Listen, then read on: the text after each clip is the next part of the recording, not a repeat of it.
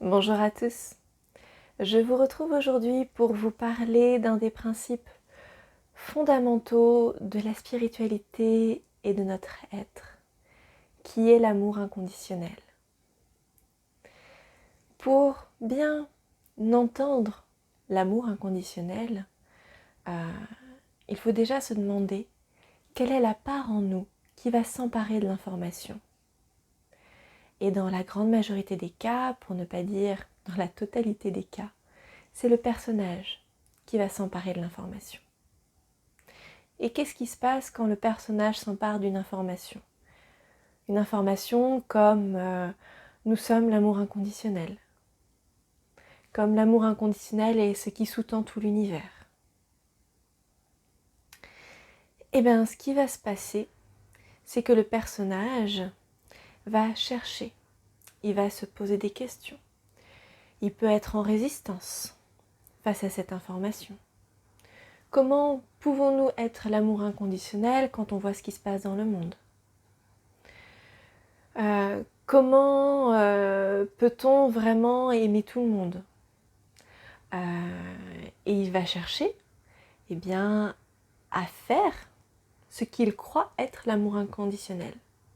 Pour lui, pour le personnage, l'amour inconditionnel, ça va être une sorte d'utopie naïve où tout le monde aime tout le monde, où tout se passe pour le mieux dans le meilleur des mondes. Ça va être un peu ça. Et donc il va chercher à réaliser cette utopie, cette illusion, cette idée qu'il a de l'amour inconditionnel. Parfois, ça peut prendre la forme de travail sur soi pour apprendre à pardonner. Ça peut être de vouloir ouvrir son cœur pour apprendre à aimer tout ce qui existe. Il y a mille et une formes que cela peut prendre, mais l'important, c'est que le personnage va aller dans la forme. Il va chercher comment faire pour être dans l'amour inconditionnel. Comment faire pour ressentir l'amour inconditionnel. Comment faire pour le manifester. Et en fait, le personnage va être dans le comment faire l'amour inconditionnel. Mais l'amour inconditionnel est ce que l'on est actuellement.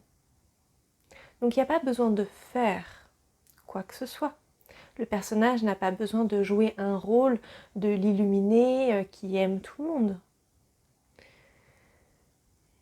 Le personnage n'a pas besoin de mettre en place tout un tas de rituels, tout un processus de guérison intérieure pour être dans l'amour inconditionnel, parce que c'est ce qu'il est. Mais comme le personnage n'en a pas conscience, comme il ne le ressent pas, comme il ne le vit pas à travers lui, comme il ne sait pas ce que ça fait que d'être dans l'amour inconditionnel, il va chercher à l'extérieur de lui-même comment on fait.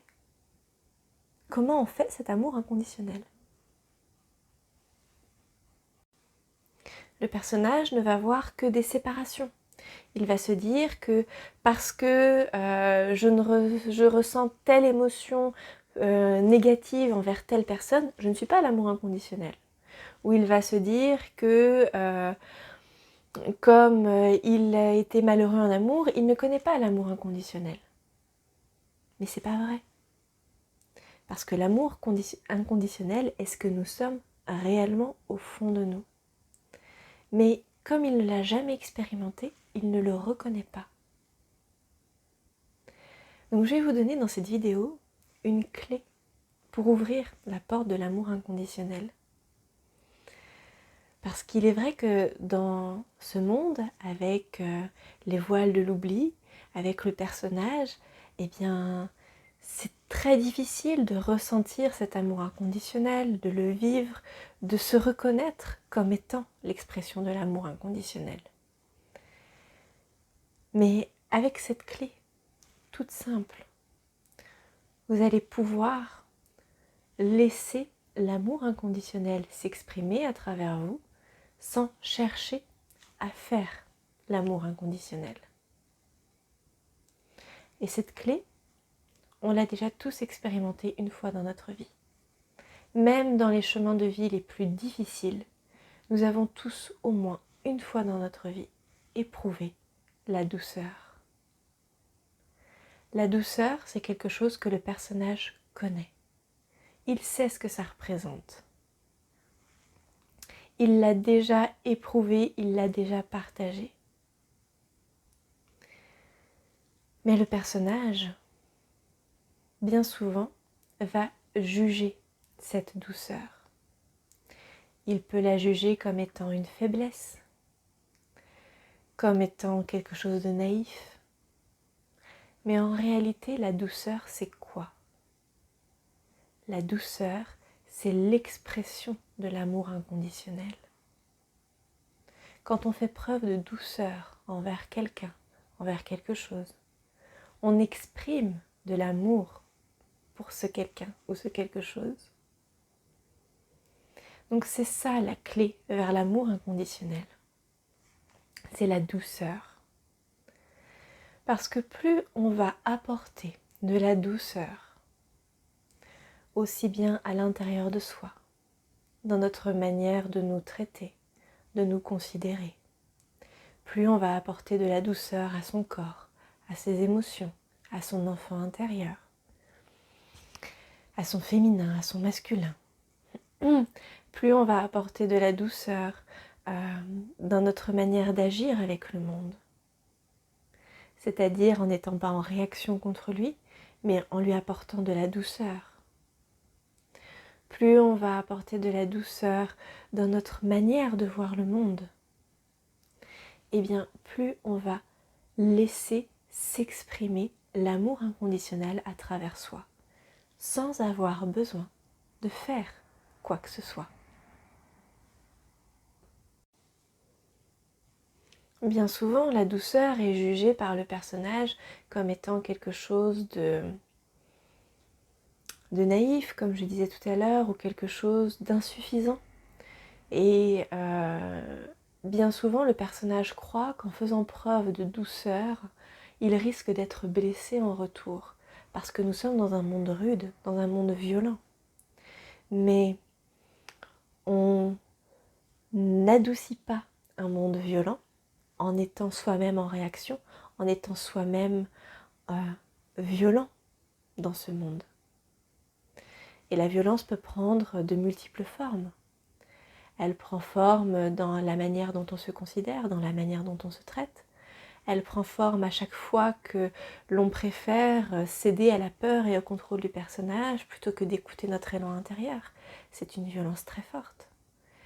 À chaque fois que l'on vient exercer notre pouvoir, notre volonté sur un autre être vivant, c'est aussi une forme de violence. Et on le fait régulièrement avec nos animaux de compagnie, avec nos enfants, avec nos compagnons, avec nos relations de travail. On est toujours dans un rapport de violence. Et on n'adoucit pas un monde violent avec plus de violence. On l'adoucit en amenant de la douceur.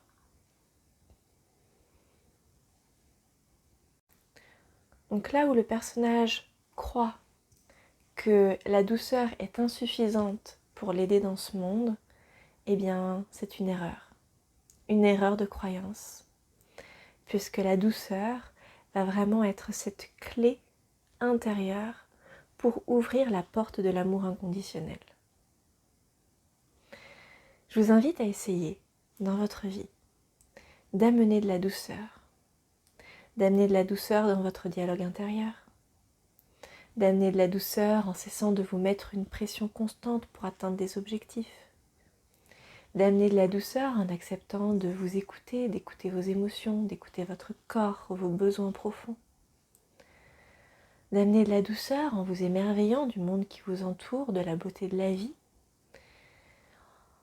en partageant un moment de douceur avec un être que vous aimez, avec un animal.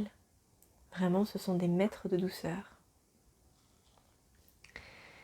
Et je vous invite à amener de la conscience sur ce que cela change en vous, sur ce que vous ressentez au moment où vous êtes dans cette douceur, où vous exprimez cette douceur. Mettez de la conscience et notez la manière dont cela affecte votre énergie, dont cela modifie votre vision du monde, votre ressenti. Et je peux, sans trop m'avancer, vous garantir que ça vous modifiera profondément, que ça modifiera profondément votre mode de fonctionnement. Ce n'est pas quelque chose à faire, c'est juste quelque chose à exprimer, à laisser s'exprimer.